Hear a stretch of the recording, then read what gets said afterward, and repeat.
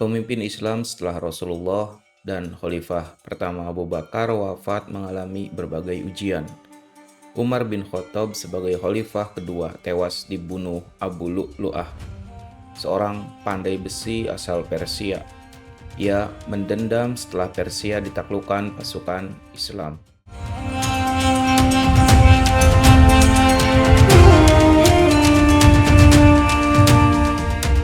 Pada suatu pagi saat Umar bin Khattab dan kaum muslimin melaksanakan sholat subuh di Masjid Nabawi, Abu Lu'lu'ah menikam tubuh khalifah hingga tersungkur dan meninggal dunia.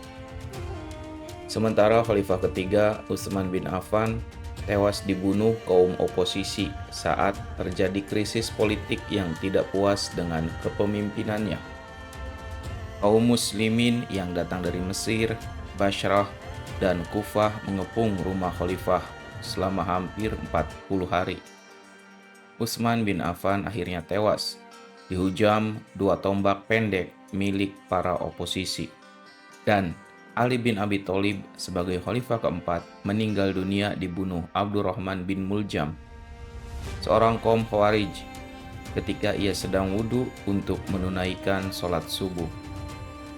Abdurrahman bin Muljam yang datang tiba-tiba mengayunkan pedangnya yang terhunus. Khalifah keempat itu tak sempat mengelak hingga pedang mengenai kepalanya dan ia roboh. Beberapa saat kemudian ia meninggal dunia. Saat kepemimpinan Ali bin Abi Thalib, Muawiyah dari Bani Umayyah yang berkedudukan di Syam atau Suriah terus merongrong. Ia berambisi merebut tampuk kekuasaan khalifah. 2 hari sepeninggal Khalifah Ali bin Abi Thalib, kaum muslimin di Kufah sebagai pusat pemerintahan Islam membaiat Hasan bin Ali. Menurut Al-Hamid Al-Husaini dalam Al-Husain bin Ali, pahlawan besar dan kehidupan Islam pada zamannya, tahun 1978, beberapa saat sebelum Ali bin Abi Thalib wafat, salah seorang sahabatnya bertanya, apakah para pengikutnya harus membaiat salah satu putranya, yakni Hasan? Ali bin Abi Thalib menjawab, aku tidak menyuruh dan tidak melarang. Mulanya Hasan enggan menerima pembaiatan dirinya sebagai khalifah, tapi ia didesak penduduk Kufah sehingga akhirnya menerimanya. Keengganan itu tampak sekali dari sikapnya yang pasif selama 2 bulan sejak dibaiat sebagai khalifah. Selama itu, ia tidak mengambil langkah apapun juga terhadap ancaman Muawiyah bin Abu Sufyan di Syam, yang sudah siap siaga hendak mencaplok seluruh dunia Islam. Karakter Hasan yang lebih menyukai perdamaian membuat ia mengirim surat kepada Muawiyah. Isinya mengajak Muawiyah untuk bergabung bersama orang-orang yang telah membaiatnya sebagai khalifah. Namun Muawiyah yang telah berpengalaman dalam dunia politik justru menjawabnya dengan sinis. Jika aku yakin bahwa engkau lebih tepat menjadi pemimpin daripada diriku, dan jika aku yakin bahwa engkau sanggup menjalankan politik untuk memperkuat kaum muslimin dan melemahkan kekuatan musuh, tentu kedudukan khalifah akan kuserahkan kepadamu. Muawiyah lalu melanjutkan dalam surat balasannya bahwa dirinya yakin jika ia lebih sanggup menjadi khalifah daripada Hasan karena lebih tua dan berpengalaman. Ia bahkan menyuruh Hasan untuk mendukung dirinya sebagai khalifah. Muawiyah lalu membawa pasukannya yang besar dari Syam menuju Kufah untuk menggulingkan Hasan yang telah dibaiat sebagai khalifah. Mendengar kabar pergerakan pasukan Muawiyah, Hasan mengumpulkan penduduk Kufah untuk bersiap melawan pasukan tersebut. Namun penduduk Kufah yang telah membaiatnya sebagai khalifah justru merosot mentalnya. Sebagian dari mereka tidak menyambut seruan Hasan. Hanya sebagian saja yang bersiap maju ke medan pertempuran. Nahas, Ubaidillah bin Abbas, orang yang ditunjuk untuk memimpin pasukan yang bersiap membela khalifah tersebut ternyata berkhianat dan berbalik mendukung Muawiyah. Hal ini membuat semangat pasukan longsor. Malah karena persoalan politik lainnya, mayoritas penduduk Kufah berbalik hendak menjatuhkan khalifah. Di tengah situasi yang rumit tersebut, khalifah akhirnya memutuskan untuk melakukan perdamaian dengan Muawiyah.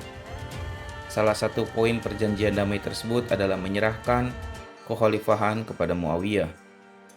Dalam sebuah hadis yang diriwayatkan oleh Al-Bukhari, sesungguhnya anakku Hasan ini adalah syahid atau tuan, dan moga-moga Allah akan mendamaikan dengan anak ini di antara dua golongan kaum muslimin.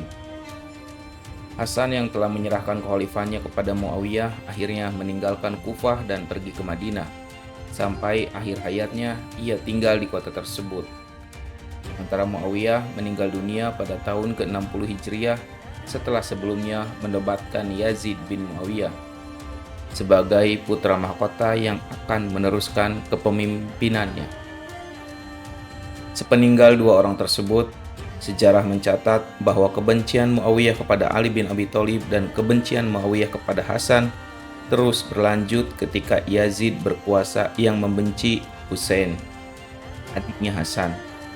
Hal inilah yang akhirnya mengobarkan perang, atau lebih tepatnya pembantaian terhadap Husain dan pengikutnya di Karbala.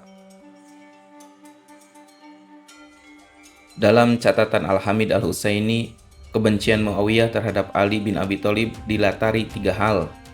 Pertama, fanatisme kekabilahan yang secara turun-temurun menanamkan kebencian dan permusuhan terhadap orang-orang Bani Hashim. Ali bin Abi Thalib adalah keturunan Bani Hashim. Kedua, karena Muawiyah tahu bahwa dalam peperangan masa lalu antara kaum musyrikin Quraisy dan kaum muslimin, banyak keluarga dan kerabatnya yang tewas di ujung pedang Ali bin Abi Thalib. Ketiga, Muawiyah mengenal tabiat Ali bin Abi Thalib sebagai sahabat Nabi yang keras membela kebenaran dan keadilan, serta berani bertindak tegas terhadap kebatilan dan kezaliman. Naiknya Yazid sebagai penguasa baru yang berkedudukan di Damaskus, Syam, segera mengintai keselamatan Husain yang tinggal di Madinah. Naiknya Yazid sebagai penguasa baru yang berkedudukan di Damaskus segera mengintai keselamatan Husain yang tinggal di Madinah. Mata-mata berkeliaran mengawasi gerak-gerik cucu Rasulullah tersebut demi keselamatan. Ia beserta keluarganya akhirnya pindah ke Mekah. Penduduk Kufah semula daerahnya dijadikan pusat pemerintahan kekhalifahan merasa kecewa dengan kepemimpinan Yazid. Mereka mengharapkan perubahan dan harapan itu mereka sandarkan kepada Husain. Mereka lalu meminta Husain untuk pergi ke Kufah untuk mereka baiat sebagai khalifah. Dalam surat permintaan yang diterima Husain, mereka menyatakan bahwa lebih dari 100.000 penduduk muslimin Kufah telah siap menerima kedatangannya. Meski kabar tersebut merupakan angin segar bagi Husain karena ternyata ada dukungan yang begitu besar untuk menghadapi kezaliman Yazid, tapi ia tak buru-buru menerima permintaan tersebut. Mula-mula ia mengutus Muslim bin Aqil pergi ke Kufah untuk memperoleh keterangan yang pasti tentang keadaan yang sebenarnya. Tak lama setelah tiba di Kufah, Muslim bin Aqil menulis surat kepada Husain yang isinya menginformasikan bahwa penduduk Kufah telah bulat untuk membaiat Husain sebagai khalifah. Namun kabar kedatangan Muslim bin Aqil ke Kufah dan rencana pembaiatan Husain sebagai khalifah terdengar oleh Yazid. Ia lalu mengganti kepala daerah Kufah, Nu'man bin Bishr, oleh Ubaidillah bin Ziyad yang terkenal kejam. Pergantian kepala daerah tersebut membuat penduduk Kufah ketakutan, dan nasib Muslim bin Aqil pun diintai mara bahaya. Setelah mencoba bersembunyi di rumah penduduk, akhirnya Muslim bin Aqil tertangkap dan dibunuh pasukan Ubaidillah bin Ziyad. Situasi Kufah yang telah berubah drastis dan terbunuhnya Muslim bin Aqil tak segera diketahui Husain. Kabar yang ia terima lewat surat yang dikirim utusannya tempo hari membuat Husain yakin untuk berangkat ke Kufah.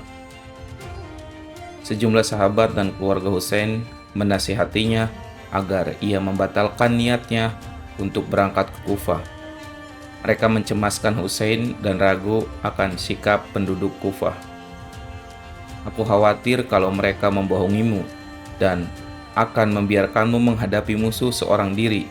Bahkan tidak mustahil mereka akan berbalik menghantammu dan akan berlaku kejam terhadap keluargamu, kata Abdullah bin Abbas, saudara Hussein.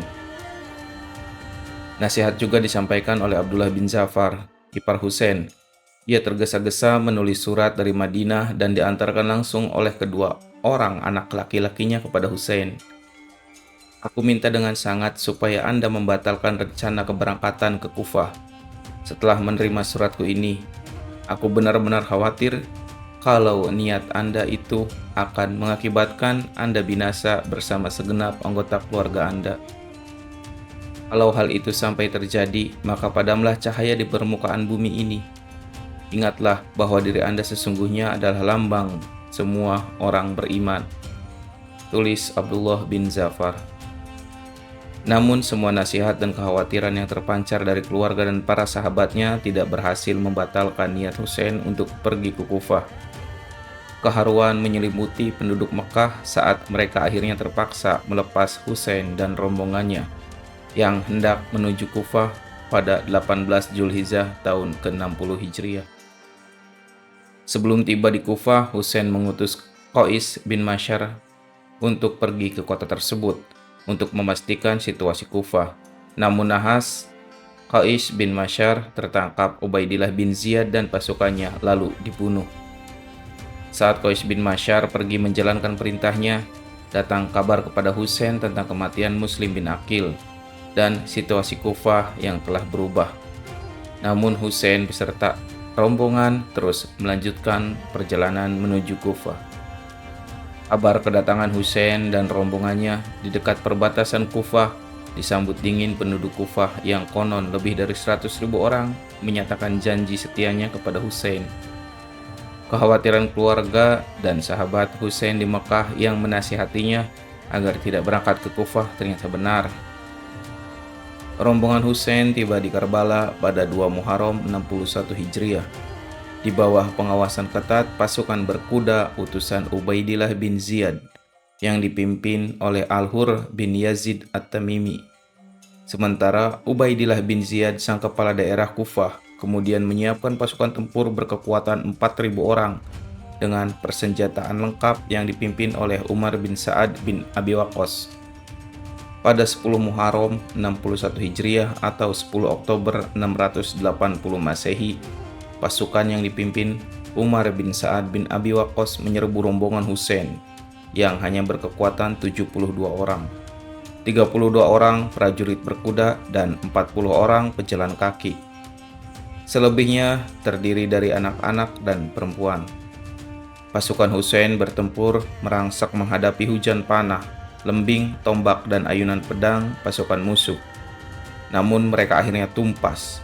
Setelah pasukannya habis, akhirnya Hussein pun dibunuh. Perang Karbala merupakan kelanjutan dari riwayat panjang tentang perselisihan dan permusuhan kaum muslimin sepeninggal Rasulullah. Karen Armstrong dalam Sepita Sejarah Islam menyebut sebagai fitnah yang melanda dunia Islam. Dan Perang Karbala pula yang menjadi puncak permusuhan itu menjadi batu tapal dimulainya keterbelahan antara kaum Sunni dan Syiah secara luas di seluruh dunia. Persoalan politik itu seolah-olah menjadi hulu ledak bagi timbulnya perdebatan yang tak berkesudahan, sebab kemudian dibumbui oleh perbedaan lain yang disebut-sebut kaum Sunni sebagai perbedaan secara syariat dan akidah. Sunni dan Syiah sama-sama mencintai Ahlul Bait atau keluarga Rasulullah, tapi karena persoalan syariat dan akidah semakin meruncing, maka keduanya tak bisa disatukan laksana minyak dan air.